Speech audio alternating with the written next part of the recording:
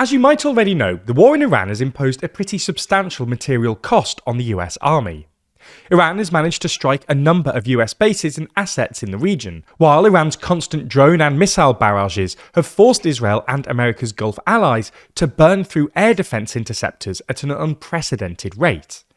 This has provoked fears in Europe that, with its dwindling stockpiles and limited industrial capacity, the US might not be able to make good on outstanding European, or more critically Ukrainian, orders for US military tech. And these fears were apparently confirmed last week, when we saw a couple of reports suggesting that the US has essentially redirected European money into rebuilding its own stockpiles. So in this video, we're going to look at these reports and what this all means for transatlantic relations going forward.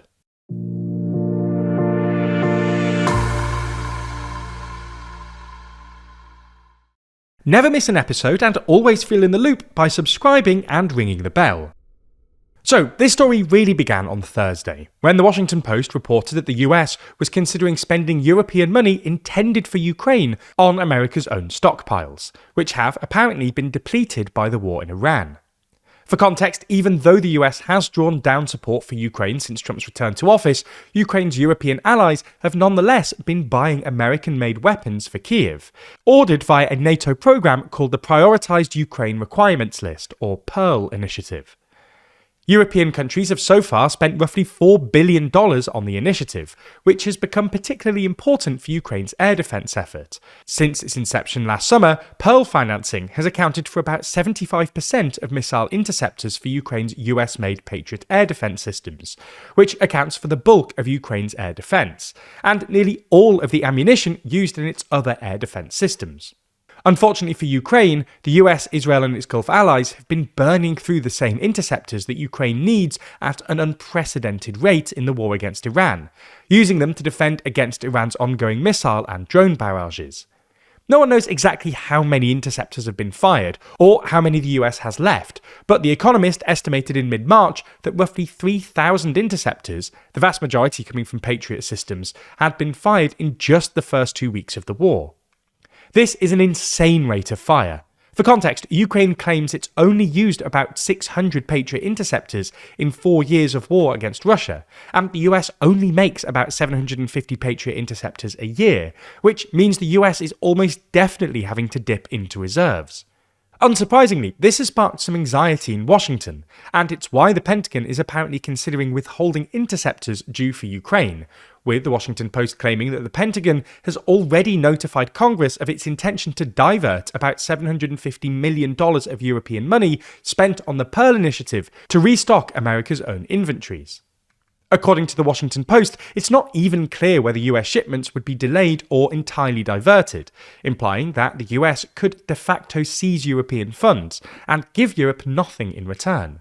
Now, of course, we should stress that this money hasn't actually been diverted yet, let alone seized. Nonetheless, we think there's a good chance it ends up happening for 3 reasons. First, senior US officials have since signalled it's something they're very much open to. In an interview given the day after, for instance, Secretary of State Marco Rubio told the press nothing yet has been diverted, but it could, before going on to stress that if the United States has a military need, whether it is to replenish our stocks or that fulfills some mission in the national interest of the United States, we're always going to come first. It's pretty hard not to hear that sort of rhetoric and not assume it's on the cards. Second, it's become increasingly difficult to conceive of a quick end to the ongoing war in Iran.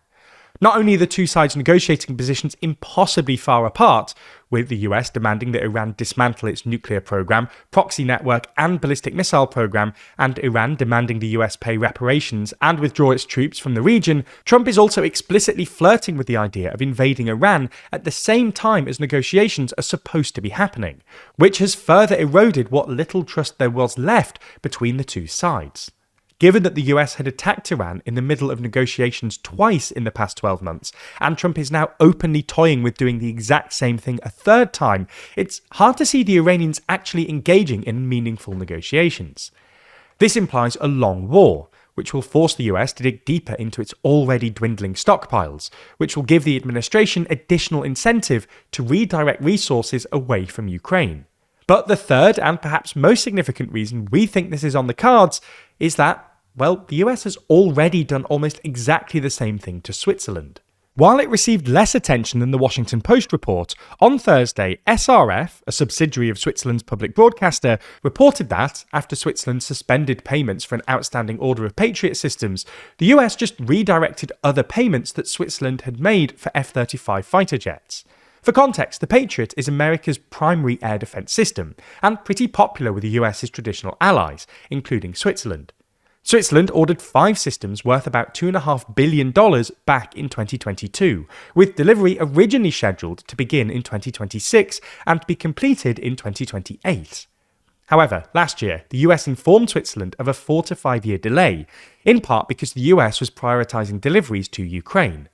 In response, Switzerland, which had already transferred more than $800 million to the US, suspended further payments. When the war in Iran kicked off, Switzerland, realising that there was basically no chance of them getting their Patriot systems anytime soon, announced that they would be looking for other air defence systems elsewhere, to which the US responded by diverting hundreds of millions of francs that Switzerland had sent for an outstanding order of US-made F-35 fighter jets back towards the Patriot systems. Unsurprisingly, this went down pretty terribly with the Swiss government. Not only is the US essentially spending Swiss money on replenishing its own Patriot stockpiles, with no intention of sending any to Switzerland anytime soon, in diverting money away from the F-35s, Switzerland is now also likely to face delays on this front. So, you get the idea. It looks like the US is essentially spending European money on its own army. Now, we should say that, in both the Ukrainian and Swiss cases, what the US is doing is probably technically legal, given the US has a whole load of laws essentially saying it can divert money for national emergencies.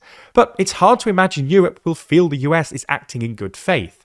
And in the longer term, this episode will probably encourage Europe, and especially states like Germany, Poland and the Netherlands, who have previously resisted calls to focus on European-made systems, to spend their ballooning defence budgets elsewhere.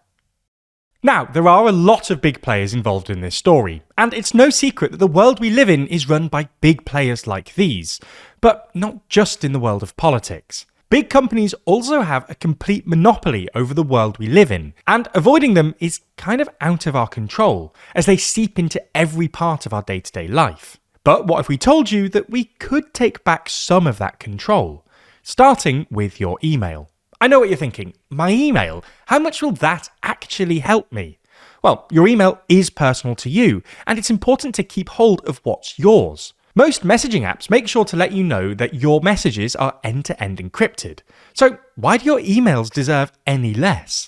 Well, thankfully, Proton Mail offers a solution to this. It's a private, secure alternative to big companies like Gmail, and will give you everything you need to be productive, all while keeping those pesky ads away from your inboxes. Although it's more than just the annoying ads. It's the fact that every single person is born with privacy, but now that privacy is essentially non-existent because of the digital world. Today, children begin building a digital identity before they're even born, without them even having a choice. Email inboxes weren't created to protect children. They were designed to collect data and feed that information into AI systems that will shape how they will be categorized and targeted for life. Here's where Proton Mail's Born Private campaign comes in, as they offer a complete generational reset, giving you the opportunity to reserve an email account for your child. Their address can be easily reserved today, and it will be secured and protected for up to 15 years. This will give your child a secure digital start from day one, as when they're ready, their inbox is waiting, private, clean, and fully theirs. So, if you want to take back your own privacy or protect the future privacy of your family, start using Proton Mail for free using our link at proton.me/bp/TLDR. And you'll be one step closer to a fully protected online experience, free of data exploitation.